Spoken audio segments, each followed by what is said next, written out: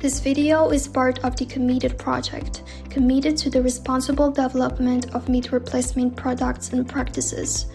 Our focus today is a comparative look at meat alternatives packaging across 5 European countries: France, Austria, Ireland, Romania, and Norway. We stay close to what consumers actually see on shelf. Under European Union-wide labeling provisions, brands operate within a common baseline. Terms traditionally reserved for meat products can be used for plant-based alternatives as long as these labels do not mislead consumers. There is no blanket prohibition on using meat terms for plant-based foods.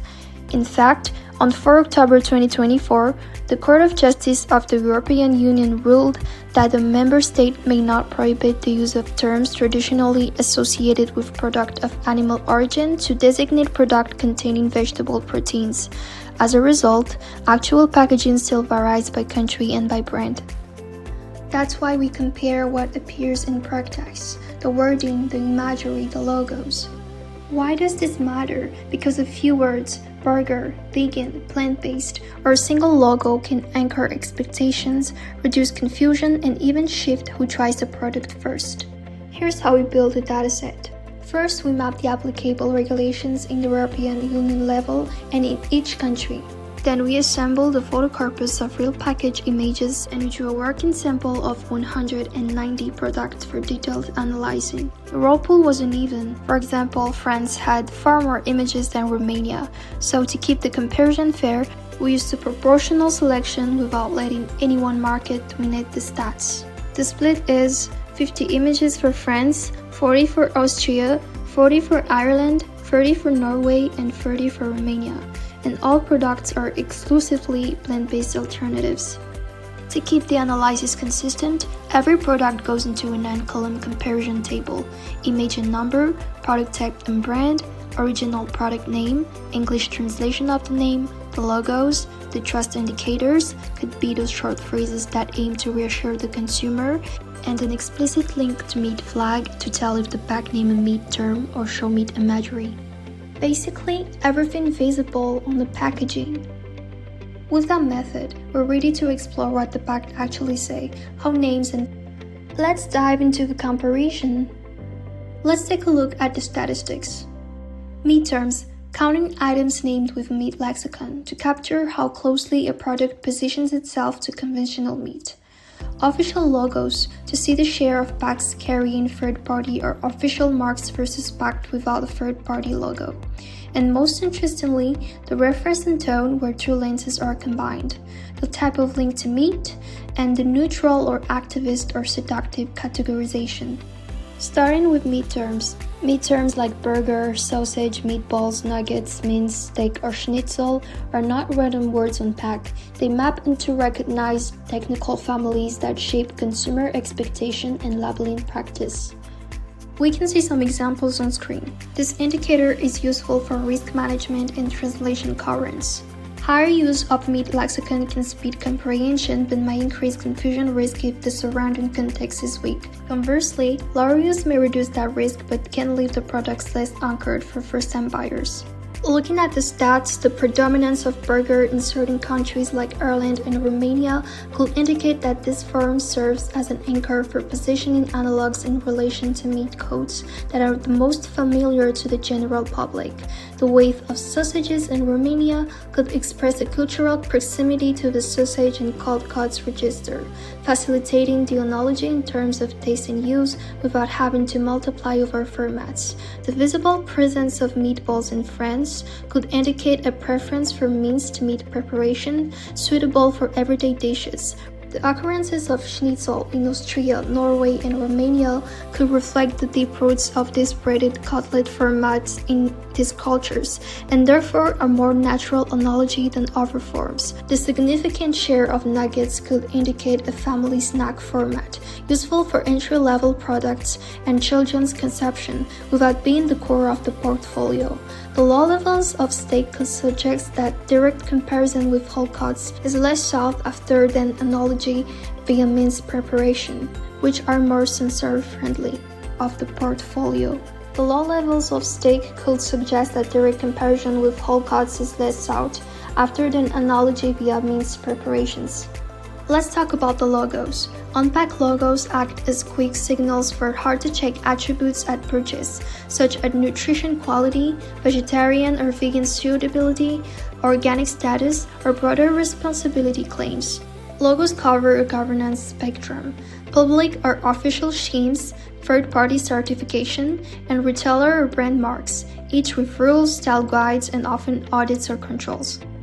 From the photos analysis, these were the logos identified: AB Organic, Certified B, Nutri-Score, V-Label, Vegan Society approved.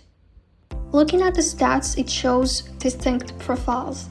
In France, the Nutri-Score appears on a very large share of items, frequently alongside V-Label and some AB Organic. In Austria, V-Label dominates, indicating reliance on a pan-European vegetarian or vegan certification as a clear suitability shortcut. In Ireland, a high no-logo share suggests that, in the sample, packs more often communicate through text claims and brand cues than through third-party pages. In Norway, no logo is also substantial, with V-Label and some Nutri-Score present. In Romania, V-Label is frequent, while no logo is similarly sizable. The split points to selective use of one recognizable EU wet mark, rather than layering multiple logos on pack. Overall differences in logo reliance align with broader communication styles. Jurisdictions where official or third-party marks carry much of the trust signal versus contexts that lean on textual reassurance and product naming. Having mapped out trust is signaled through logos, we are now going to see how directly plant-based packs align themselves with meat codes. In other words, beyond badges and symbols, what does the wording and imagery actually do on pack? Here we use a simple, consistent indicator. An explicit link is recorded when the pack directly references meat, by naming the meat or by showing meat imagery like cuts, slices, or animal icons. As seen, France is the only country who has lower explicit usage, while Austria, Ireland, Norway, and Romania show high explicit levels. France's tilt could reflect a more cautious wording style, letting formats and imagery do the work rather than naming meat terms. Ireland and Romania's explicit dominance might signal a direct recruitment strategy toward meat eaters, using clear meat terms to anchor taste and usage.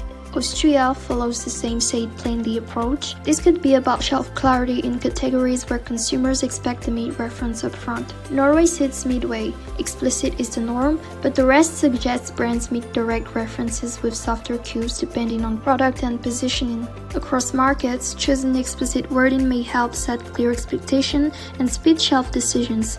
Being more neutral may aim to reduce risk of confusion or dial down meat mimicry claims when brands prefer a gentler stance. After looking at how directly packs points to meat codes, the next lens is tone, the overall wording style brands use to position plant-based products.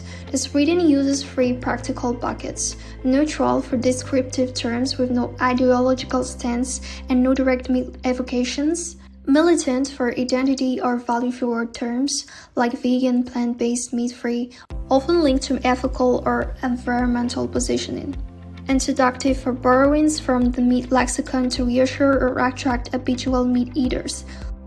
In the 5-country sample, seductive wording is the most dominant posture overall, but the mix varies by market.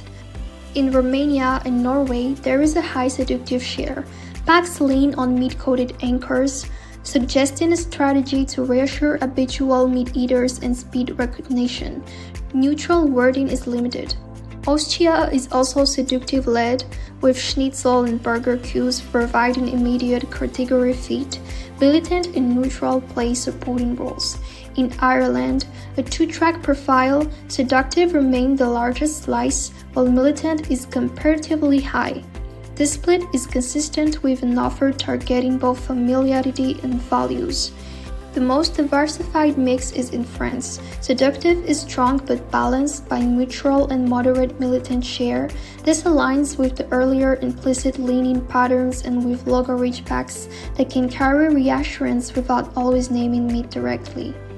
To conclude, within a shared EU labeling framework, national packaging practices still diverge. shaped by industry strategies that frame plant-based lines as meat analogs for flexitarian consumers. These results are descriptive, providing a structured map to support future monitoring, regulatory dialogue, and responsible innovation.